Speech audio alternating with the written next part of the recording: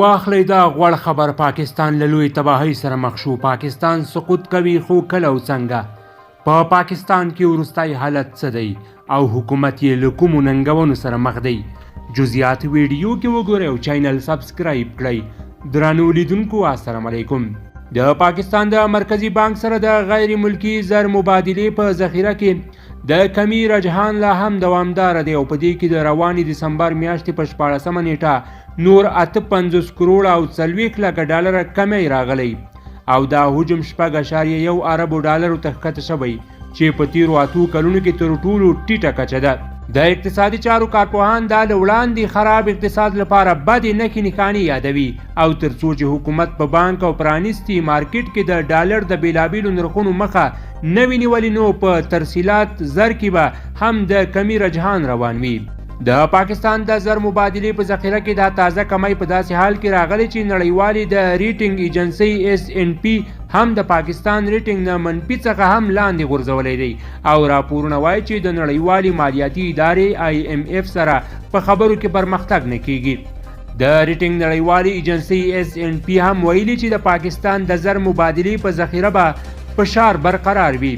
د پاکستان د مرکزی بانک لخوا جاری کړی شو تازه شمیرو کې ویل شوي چې د هیواد د زر مبادلې ذخیرې د 6.1 اربو ډالرو کچې ته رسیدلې ده چې د کال 2014 اپریل میاشتې وروسته تر ټولو ټیټه کچه ده.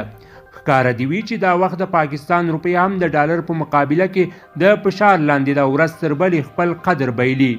راپورونه وایي چې د هیواد د محصولاتو مرکزی بورډ هم د دسمبر په میاشت کې د محصولاتو راغونډولو کې د کمی سره مخ دی او د نړیوالې مالیاتي ادارې IMF سره هم خبرو کې پرمختګ نه کیږي. د اقتصادي چارو کارپو او د خزانې پخوانی وزیر حفیظ پاشا په خپلو خبرو کې د هیواد په اقتصادي وضعیت د فکرمندۍ څرګندونه کوي او وایي له بده مرغه حکومت هغه ګامونه نه اخلي چې اقتصاد د اوسني بد حالت څخه وباسي. هغه وایي چې که یو خوا د IMF سره خبرو کې پرمختګ نه کیږي نو بل خوا په ترسیلات زر کې هم تیره میاشت 14% کمی راغلی دی. د نوموړي په وینا تر څو چې په بانک او پرانیستي مارکیټ کې د ډالر د بیلابیلو نرخونو ترمنځ فرق نه وي ختم شوی نو په بهرنیو هیوادونو کې مشت پاکستانی کارکونکي به ډالر د حوالې په لاره استوي. هغه وایي باید چې حکومت د مارکیټ په خوښه د ایکسچینج ریټ پالیسي خپله کړي او زیاتوي. بله دا چې حکومت له پکار دی چې د IMF سره زر تر زره خبرې مکمل کړي ګنې حالات به نور هم خراب شي. د تیر یو کال په مهال د مرکزی بانک سره د زر مبادلې په ذخیره کې د 11.8 ارب ډالرو کمی راغلی دی. د 2020 کال دسمبر کې د مرکزی بانک سره غیر ملکی زر مبادلې ذخیرې 11.1 ارب ډالر و چې اوس 6.1 اربو ډالرو ته غورځېدلی. د اقتصادي چارو کارپو شهریار بټ وایي هره ورځ د پاکستان په اقتصادي مشکلاتو کې اضافه کیږي.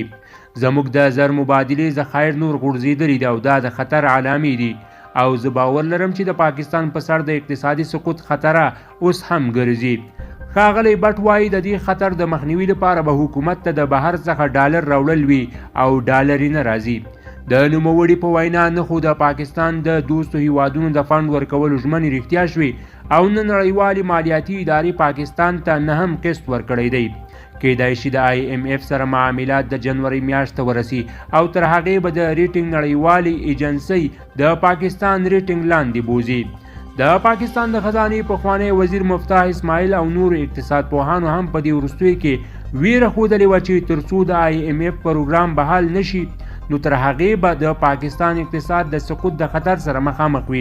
پاکستان په 2019 کال کې د نړیوالې مالیاتي ادارې سره د 6 اربو ډالرو د قرض پروګرام لاسلیک کړی و چې سږکال یې دغه حجم 7 ارب ډالرو ته وغځاوه خو لا هم IMF پاکستان ته د 1.1 ارب ډالر قسط نه دی ورکړی.